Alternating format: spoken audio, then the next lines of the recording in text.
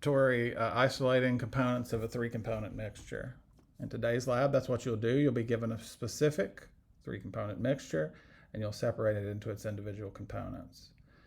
Specifically, those components are sand, silicon dioxide, table salt or sodium chloride, and chalk, calcium carbonate. You'll learn and use some basic separation techniques today, such as extraction, decantation, filtration, and evaporation.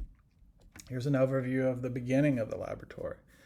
You'll weigh about 3 grams of the mixture that you're given. Make sure to write down the ID of the mixture, such as mixture A, mixture B, or mixture C.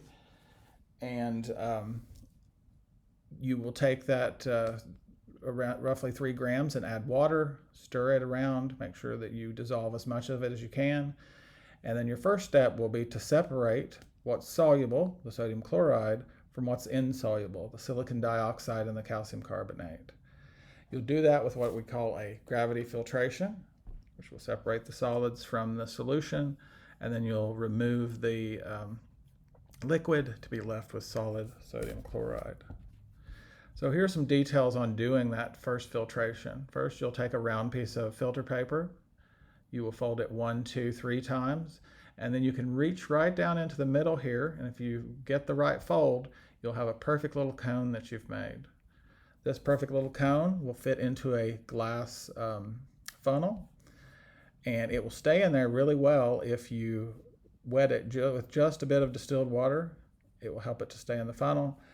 And so here is the setup that you would use here in the middle, and then here's an example, a cartoon of someone taking a solution, and they're using their glass stirring rod just gently to make sure that the filter paper doesn't move.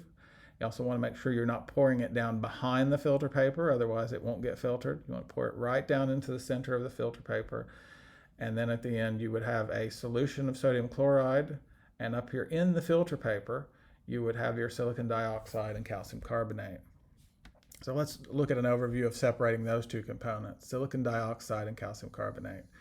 Well, we already used our trick of solubility directly. We added water. The sodium chloride was soluble in water. The other 2 components weren't. We're going to have to do some chemistry to get these 2 guys separated. So what we do is we add hydrochloric acid. That reacts with the calcium carbonate and converts it into calcium chloride. Calcium chloride is soluble in water, and so the calcium chloride goes into the solution, and the silicon dioxide still doesn't, it still stays as a solid. So we do a filtration here again, separate out the solid silicon dioxide from the liquid, which contains calcium chloride. And then we're going to need to do a reaction because we want our calcium carbonate back. We're going to do a reaction where we boil for 5 minutes and we add potassium carbonate, which will convert the calcium chloride into calcium carbonate, and then we will vacuum filter and dry over boiling water to dry our calcium carbonate, and we'll dry our sand also. And once we're convinced that they're dry, we'll cool and weigh those. So here's the details of separating the calcium carbonate from the sand. This is the filter paper that you folded, that you used in the gravity filtration, that has the 2 solids. It has calcium carbonate and silicon dioxide or sand on it. You're going to use water to coax this into this evaporating dish. So rinse the solid from the filter paper onto the weighed evaporating dish. And this is where you're going to perform the reaction. Slowly add hydrochloric acid to the evaporating dish. The reaction may bubble over if the hydrochloric acid is added too quickly, and you don't want this. You want to, because you'll lose material, you want to add it slowly and have the bubbles be manageable so it doesn't boil over. After the reaction has finished bubbling, decant the liquid into a beaker that you've labeled and weighed. Keep the liquid. The liquid contains calcium chloride. Also keep the sand, that's your other component. Decant the water without losing any of the solid from the evaporating dish. Carefully pour the liquid into a 100 ml beaker, okay, and that's your calcium chloride solution. Don't pour any of the solid. Okay, this decantation is just very careful pouring, keeping the solid in the evaporating dish, but pouring the liquid into the beaker. Immediately after boiling the calcium chloride solution for 5 minutes, you're going to add a potassium carbonate solution and then allow it to cool. Use 2 pieces of filter paper in the Buckner funnel basket, wet with distilled water, and pull vacuum to seal the filter paper on the funnel flask. And here's an example of a vacuum filtration. Previously, we just did a gravity filtration where we allowed the filtration to take its time.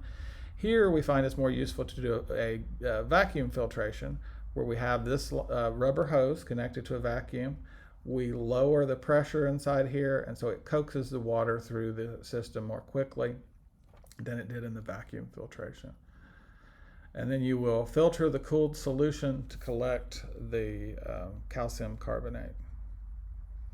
All right, here's some tips for the lab. Weigh all the equipment that needs to be weighed and recorded in the data sheet. Never weigh anything that's hot. It affects the weighing, and also it's very difficult and can be dangerous to do. Remember to watch when the salt solution has got to about 1 to 2 mLs remaining, and then you want to move it to the oven. Make sure to label your beakers and not switch them.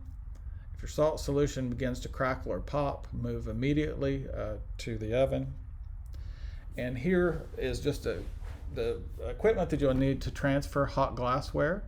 You want to use the heat-proof mat, which you will put under your beaker, and then the beaker tongs to hold the beaker. These two together should very securely and very safely allow you to transport hot glass.